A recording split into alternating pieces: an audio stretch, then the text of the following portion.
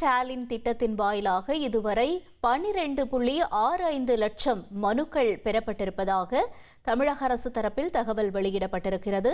அண்மை செய்தியாக நாம் பார்த்துக் கொண்டிருக்கிறோம். கூடுதல் விவரங்களோடு இணைகிறார் எமது செய்தியாளர் பாஸ்கரன். பாஸ்கரன், வணக்கம். முழு விவரங்கள் என்ன?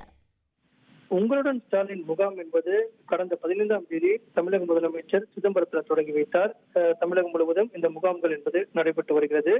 இந்த முகாம்கள் மூலமாக ஒரு 12,65,000 மனுக்கள் என்பது பெறப்பட்டிருக்கிறது. இதில் கலைஞர் மகளிர் உரிமை தொகை கேட்டு 5,88,000 மனுக்கள் குவிந்திருக்கிறது. முதல் நாளிலேயே அந்த 15ஆம் தேதி தொடங்கப்பட்ட முகாம்களிலேயே தமிழகம் முழுவதும் தொடங்கப்பட்ட அந்த முகாம்கள்ல முதல் நாளில் 7,518 பேர் மகளிர் உரிமை தொகை கேட்டு மனு அளித்திருந்தார்கள். தொடர்ந்து கலைஞர் மகளிர் உரிமை தொகை கேட்டு கிடைக்கப்பெறாதவர்கள், புதிதாக விண்ணப்பிப்பவர்கள் என்ற அடிப்படையில 5,88,000 பேர் மனுக்களை கொடுத்திருக்கிறார்கள்.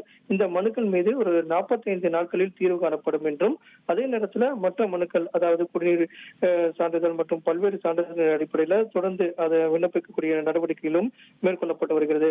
ரேஷன் அட்டை, ஆதார் அட்டை, புதிதாக விண்ணப்பிக்கக்கூடியவர்கள், பெயர் சேர்க்கப்படுபவர்கள், நீக்கம், முகவரி மாற்றம் என்ற அடிப்படையிலும், அதே நேரத்தில் பட்டா பெயர் மாற்றம் உள்ளிட்ட பல்வேறு வித வகையிலும் இந்த விண்ணப்பங்கள் என்பது தொடர்ந்து பெறப்பட்டு வருகிறது.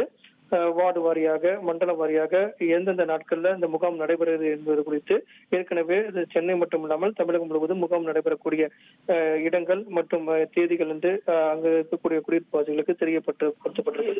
அந்த வகையில் தான் உங்களுடன் ஸ்டாலின் முகாம் மூலமாக இதுவரை 12,65,000 மனுக்களும் அதில் 5,88,000 மனுக்கள் வந்து கலைஞர் மகளிர் உரிமை தொகை கேட்டு விண்ணப்பித்திருக்கிறார்கள் என்பதுதான் தற்போதைய தகவலாக உள்ளது.